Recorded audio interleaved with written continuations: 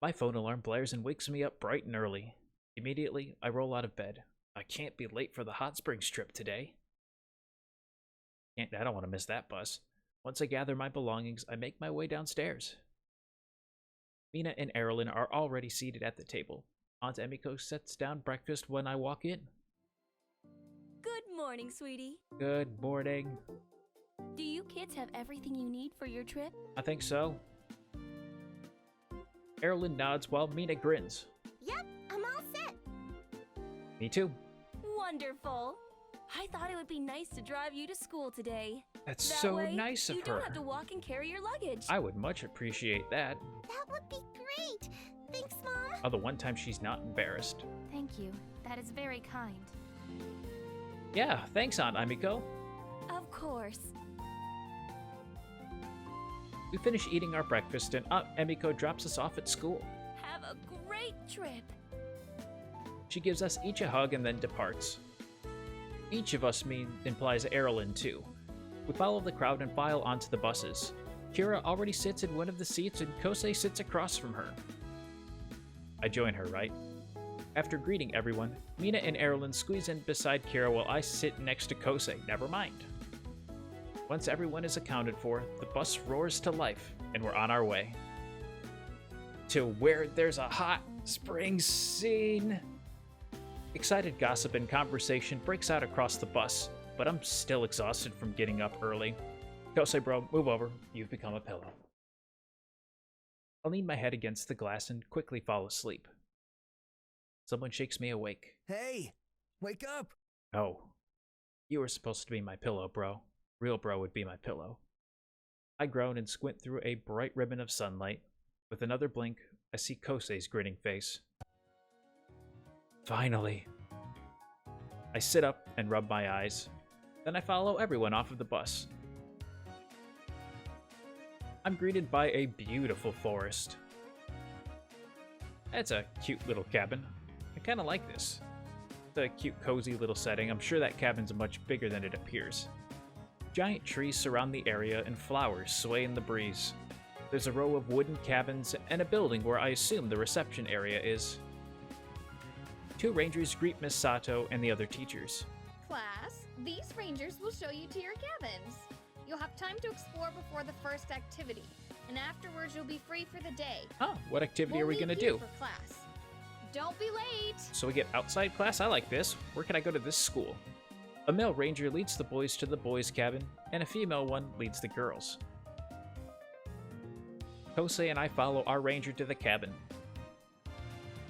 Oh, I like this. It's a quaint little cabin, that's for sure. Bunks lean against the wooden walls, and large windows surround us to let in the sunshine and a cool breeze. The cabin has a rustic and cozy atmosphere, and I can tell we'll be comfortable staying here. Other students file in and claim their spots. Kosei and I gravitate to the beds in the corner. Since we have some time, what should I do? Stay in the cabins and organize my stuff? I think I saw Mina at the fire pit, or take a walk in the garden. Why would I need to organize my stuff? I'm just gonna kind of plop and go. I shouldn't have all too much. We're only gone for a day. I wonder if I might find Kira in the garden. That would strike me as a place she'd go to draw. I'm gonna do it. Take a nice little walk and enjoy. The gardens sound like a good place to relax. As I make my way over, someone touches my arm. Oh, hey Kira, it's like I know these things. Hey, were you walking towards the gardens? Man, I'm just so good at this. Yeah, I am. Are you? She nods. It looks like we had the same idea. Cool. Want to head there together? Sure. The two of us walk side by side, following the footpath. We're gonna get the class talking after this. I don't know how that makes me feel. Colorful flowers bloom all around us, and the trees sway with a gentle breeze. It all feels very peaceful. Something zips close to my ear with a low humming sound. I turn to see a hummingbird. It hovers near Kira's face before zooming away. Wow, it got pretty close. keep walking down the path. I hear there's some beautiful cherry blossoms down this way. Those are always good trees to look at. Okay. Especially when they bloom.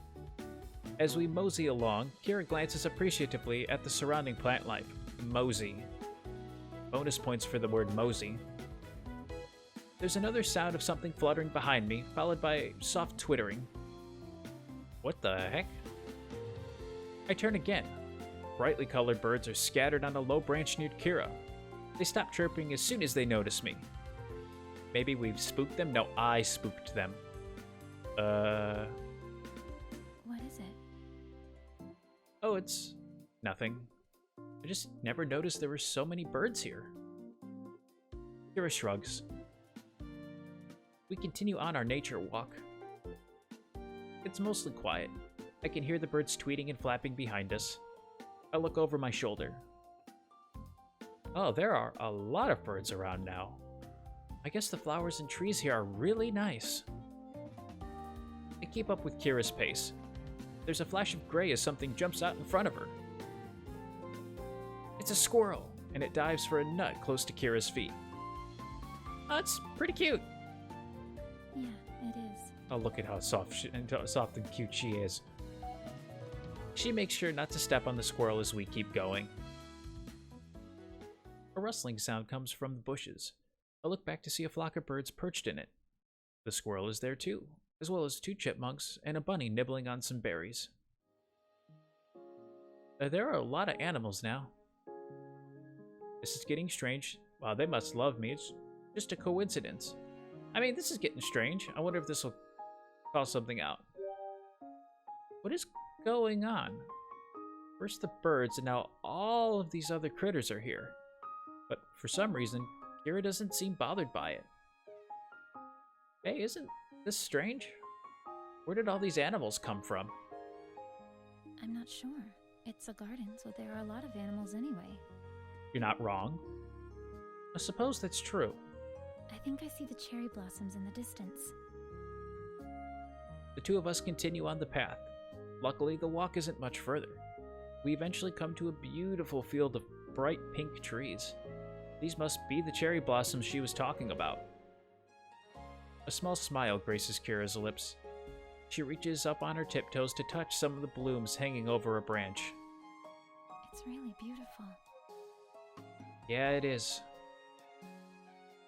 Suddenly, a loud shuffling in the bushes disturbs us.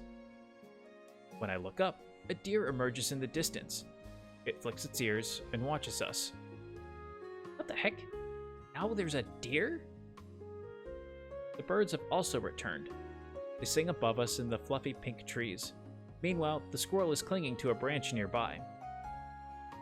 I spot a few bunnies slowly coming into view from the bushes, and the chipmunks scurry out as well.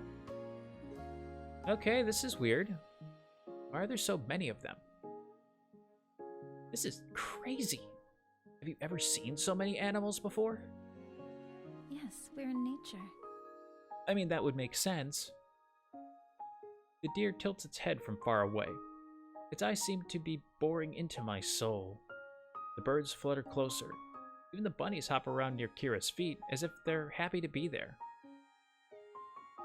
I wonder if I can get closer. Are you Snowy White? This is not a coincidence. I mean, I like this option. I like this option. Kira, you didn't tell me you were a Disney princess. Disney princess? I gestured to the animals crowding around her. Next thing I know, they're gonna follow us home and do all her laundry. Maybe even help her bake a cake. Who knows? Isn't this strange? I don't know. I always notice animals around me. But it's weird how many animals are here at once, especially a deer. They're typically really shy and bolt at the slightest noise. She blinks, surprised. Oh, well, I don't know. It's all very odd, but I think I can see where the animals are coming from. It must be because of your demeanor. You're so calm and gentle. The animals probably show themselves because they feel safe around you. Really? Yeah, I feel it too. Kira smiles slightly. Her cheeks color a soft pink before she glances away. I'm sure it's because they can sense harmful intentions and we don't have any. Or they're sensing you. I think it's more than that. I've never had animals follow me around the way they follow you. Kira glances at the woodland creatures, her face softening. It must be luck. It seems like you like them as much as they like you. She nods. I've always felt at peace among the animals. They don't care who you are, as long as you're not a threat. That's true. They don't judge people the same way people judge people. Kira takes a small step closer to the deer, who remains in place, watching her intently. Carefully, she extends a hand. I hold my breath as I watch the deer pause, its ears flicking. Then it slowly comes closer, sniffing her hand before standing still. With a smile, Kira gently pats its head. She really is the animal whisperer. Whoa, how did you do that? Do you want to try? Yeah. Slowly and carefully, she talks me through the motions. You just have to be calm and patient. Calm and patient, two things I am not. Her cool composure and quiet confidence is strangely soothing. It makes me want to be around her too. A small blush touches her cheeks when she takes my hand and holds it out for the deer. I try not to think about her touch and remain focused. But my mind keeps slipping. Hand is smooth and soft, warm and so soft. The deer tenses. It doesn't approach, but it doesn't dart away either. It's not working. Just wait. I wait a little longer, but feel my frustration increase when there's no change. Stay patient, use the force. Never mind, this is silly. I'm not going to use the force. I'm going to still stay patient. I'm going to play things her way. I can't let her know I use the force. I should learn from Kira and keep calm and patient. I clear my mind, relaxing the tension I was feeling. As if sensing my change, the deer hesitantly steps closer and allows me to pet it. Hey look, I'm doing it!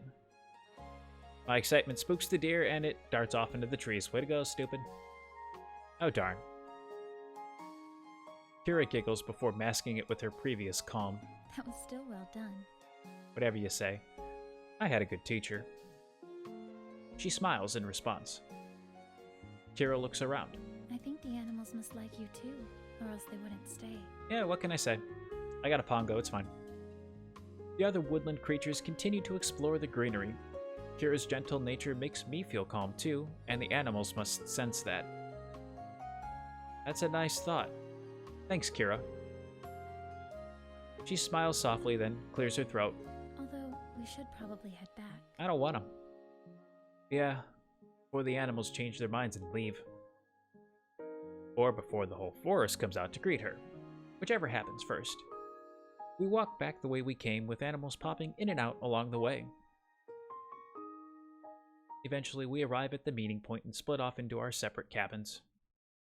I sit back on my bed and relax for the duration of our free time. Soon, it's time for our class activity. I grab my notebook and a pen and meet the rest of my class. Miss Sato takes us down a path through the forest and talks about the natural ingredients found here for medicine. It's definitely useful. Who knows when you could need this stuff? Survival 101. After we finish identifying all of the helpful or poisonous plants in the forest, we're free to enjoy the evening as we wish. I head down one of the campsite's paths to pass the time. It's nice to get away from town and just appreciate nature every once in a while. It's true. Soon the daylight begins to fade. I better turn back before it gets completely dark. By the time I'm back, the sun has disappeared behind the trees, and the campsite is buzzing with excitement. I can see a few fires flickering in the dark and hear students laughing nearby. As I walk past, I spot Mina and the others sitting in front of a campfire. She waves to me and I head over. Hey, cuz. Hey! As I get closer, I see the rest of the group has already circled around the fire pit. The campfire is cozy as orange and red light flicker across their faces. I sit down between Erilynn and Kira. Oh, that's a dangerous place to sit. We were you, but you weren't in the cabin. Yeah, I went for a walk.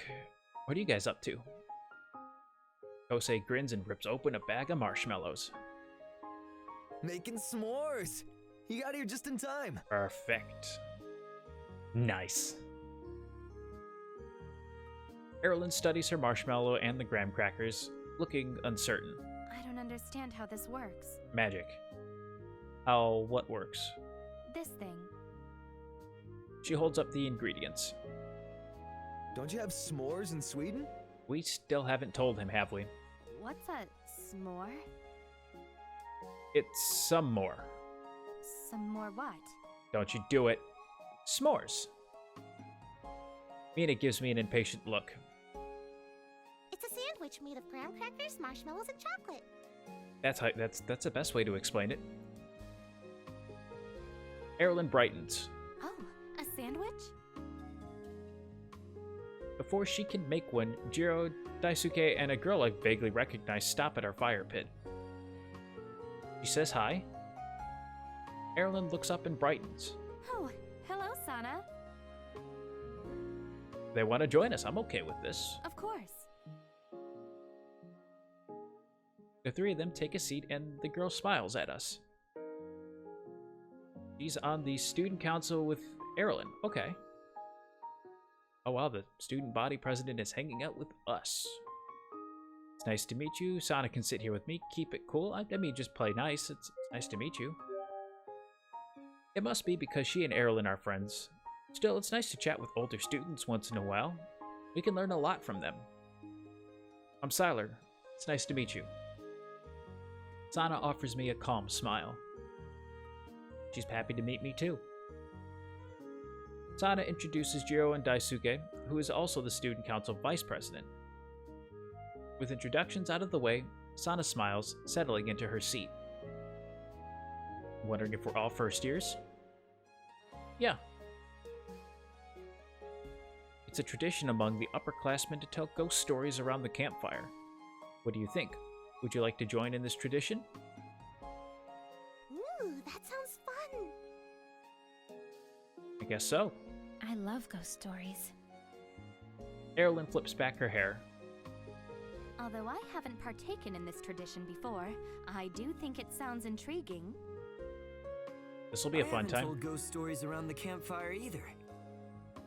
Sana's eyes widen. Is that true, Daisuke? You didn't tell them at your old school? I wonder if they're still voicing my her. My previous education wasn't nearly as fun as it is here. I wish my education was this fun. Oh man, you're missing out! Now we've definitely got to tell them. Everyone seems excited except for Jiro, who shifts uneasily in his seat. We certain that's a good idea? What if someone gets scared? That's the point. Inconsiderate of others' feelings. Mina turns to me. What about you, cuz? If everyone else is in, then I am too. Good. Her smile turns devilish. I don't like it when you do that. Because I know a super scary one. Is it about how we ran out of snacks? Oh, then she can go first, absolutely. Kosei snorts. I bet Mina's story's lame and doesn't scare anyone. I hope it makes you pee yourself. Mina crosses her arms. You better hold on to your pants, Kosei, because they'll be scared right off of you. I want to see this. He lifts an eyebrow. Let's hear it then. We all glance at Mina, waiting. She takes a deep breath. Once upon a time, there was a girl who was afraid of the dark.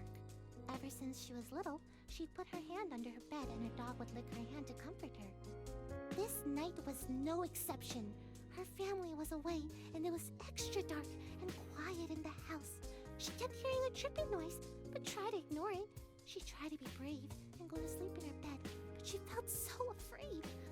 So, just like she always did, she put her hand down by her bed, and sure enough, her hand got licked. But it wasn't her dog. That made the girl feel a little better, so she fell asleep. The next morning, she was woken by the sound of her dog barking in the backyard! Silence. Mina looks around. Get it? Because he was outside all along! Good effort. Forcing the punchline doesn't work. That's not scary. I know the story, and you told it wrong. Maybe I could probably turn the tables. I'm like, yeah, good try. Good try. That certainly wasn't as scary as Mina made it out to be, but I don't want her to feel bad. Oh well, that was yeah, really good. I'm so spooked. We're all spooked. I turn to the others. Right, guys? Kira nods, remaining as stoic as ever. Yep. Erilynn smiles and cringes at the same time. It was not what I expected. What does that mean? You didn't think it was scary? No. It started off strong. Erilynn looks to the rest of us for help. That was a new one. I hadn't heard that before. Yeah, thanks for sharing. I liked it. Yeah, of course he did. Jiro puffs out his chest and pushes his glasses up his nose. I wasn't scared at all. Mina frowns. But it's supposed to be scary. His confidence slips. Kosei laughs. I'm still waiting for the scary part. He folds his hands behind his head, looking smug. I could do better than that. Mina shoots him a look. I'd like to see you try. I want to see what he's got too. Sure. Listen up. All right, I'm ready, bro. He clears his throat. There were two girls who lived together over a bakery. One night, the two went out to a birthday party. One girl forgot to bring the cake, so she went back into the apartment to get it. Without turning on the lights, she walked in and grabbed the cake off the counter. Then she went to the party. But if it's at night, how did she know she... Never mind. Later that night, her roommate got tired and went home early to sleep. The girl ended up having too much fun, so she stayed over at the birthday girl's place. I'm not gonna try to poke plot holes into his story. The next morning, when she returned home, there was tape around the house and police patrolling the area. She tried to go inside, but the officer stopped her, saying there was a murder. She insisted that it was her roommate and she had to see, but the police wouldn't let her go in. They said This it is was taking a far sudden too turn. gruesome. This is taking a sudden turn. She didn't care and pushed past them. And when she walked in, she saw her roommate covered with a white sheet. But on the mirror, covered in blood, was the most horrifying sight she ever saw. In fact, she was so scared that after one look, she fell over, dead. Kosei pauses. Erilynn leans forward in her seat, completely immersed in the story. What was it? It was Wait for it. a picture of Mina! Uh-huh. Uh-huh. That's kind of where I thought it was going. What? Confusion ripples across the circle. Everyone stares at him, dumbfounded. Kosei smirks. See? It's so scary you're all speechless. No, we're all just confused because you're a moron. We're speechless because it makes no sense. Kosei shrugs. Makes a lot of sense to me. No, it doesn't. Why would she even put me in your story? Because he likes you. Because you were the scariest thing I could think of. Mina's face twists into a snarl. I'm not scary. Kosei leaps back in his seat with a yelp. Ah! See? Terrifying. It's because she's about to haul off and punch you again, dude. That story had so much promise, so terrifying. What was the real ending? It had so much promise. So what was the real ending? I sigh. Did you seriously ruin your own story for the sake of a bad joke? Bad? It was a masterpiece. I think you're the only one laughing. I bet it's not as good as the real ending. He shakes his head. No way. It's better. What was the original ending? On the mirror, written in the roommate's blood, were the words, "Aren't you glad you didn't turn on the lights?" Yeah, that is way scarier. Lame, right? Lame? That's so creepy. Kira nods, shivering. Much creepier. Yes, you should have stuck with that ending. Yeah, really.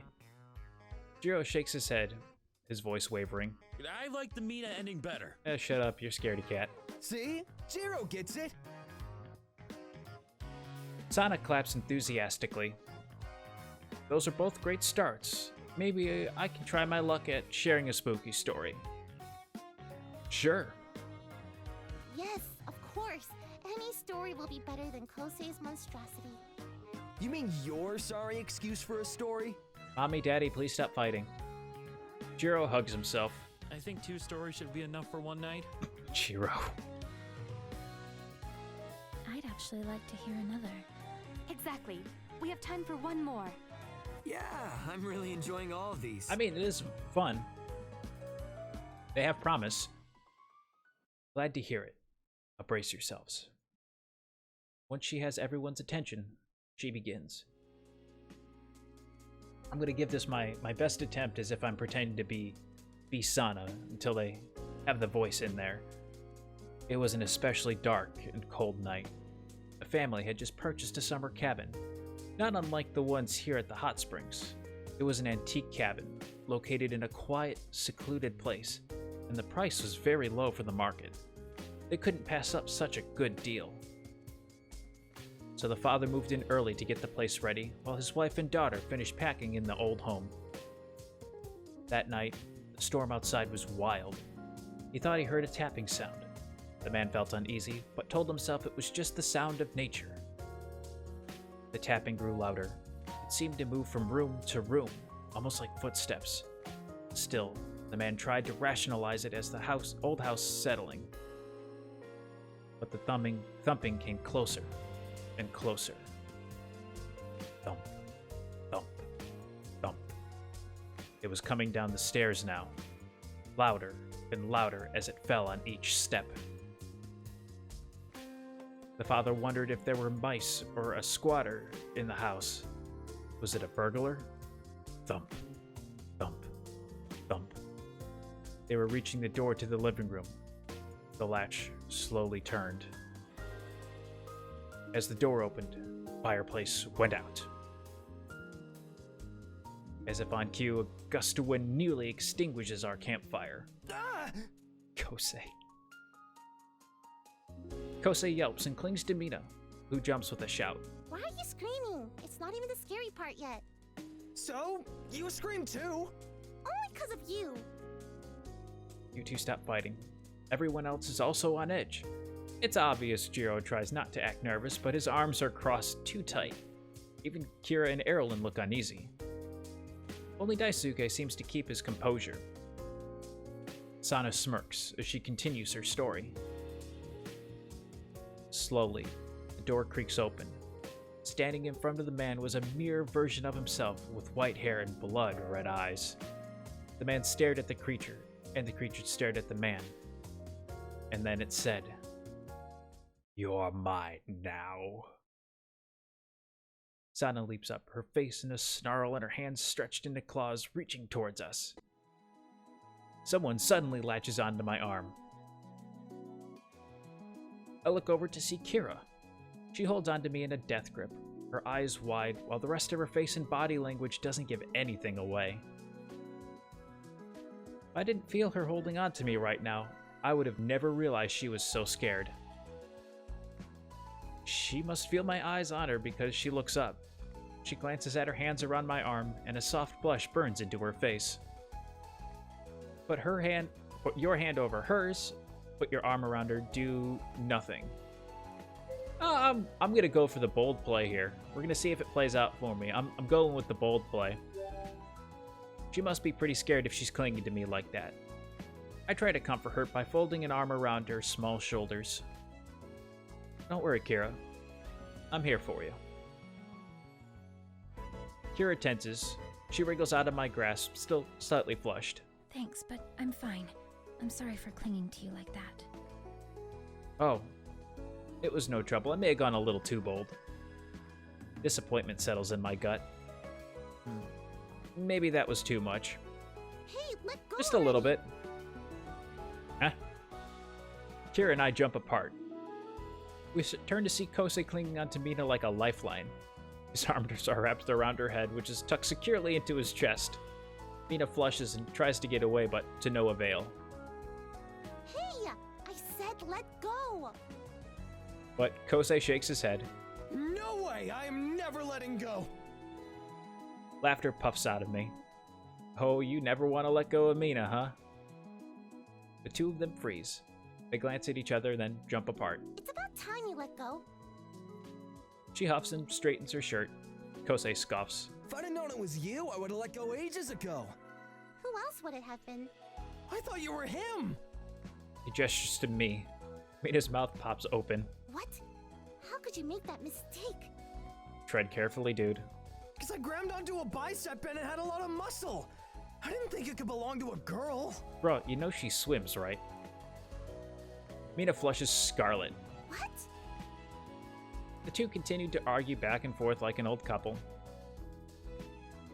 After the excitement quiets down, Sana is about to finish her story when Miss Sato interrupts. I hope everyone has enjoyed their evening. Lights out will be soon, so everyone should head back to their cabins. We've got an early start tomorrow. I'm kicking myself for being a little too bold. I don't know whether I'm disappointed or relieved to miss the ending. Sana offers us a smile. This was fun. Great stories, everyone. Yeah, definitely.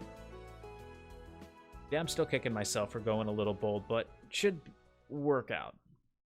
We help put out the rest of the fire and all say our goodnights, still feeling uneasy from Sana's story.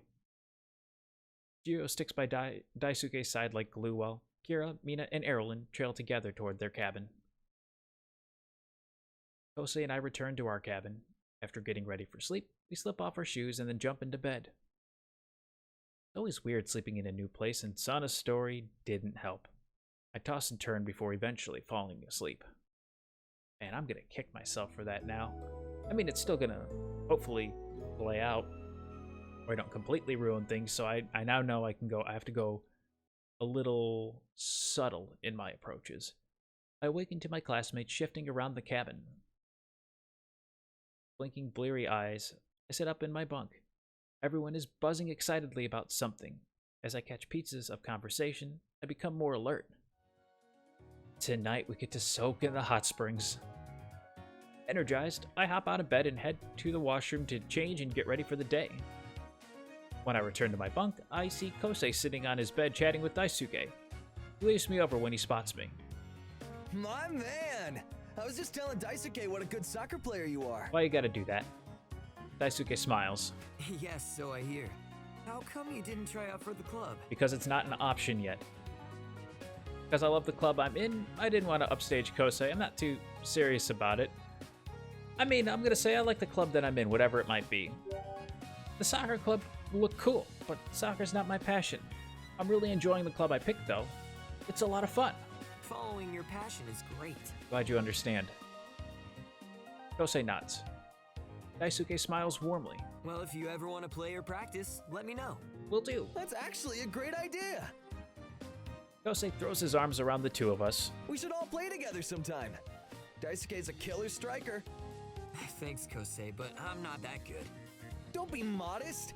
You're a new student who made it onto first string. That's amazing. That is a good thing. Daisuke's ears redden in embarrassment. I've still got a lot to learn. It's pretty rare for a first-year or transfer student to make it onto the starting lineup. Daisuke must be a really talented player. That's really great. How long have you been playing? He hesitates. Not that long, but I've always been athletic. I did a lot of conditioning and training exercises growing up, so the transition into the sport was pretty easy. Daisuke was telling me the type of exercises he used to do at his old school. Really hardcore stuff. They Really? used to start each training session with a 2-mile run. That's 2 miles too many. My eyes widen. Wow. Can you imagine if you had to do that every practice, Kosei? I'd be dead. Yes, you would be.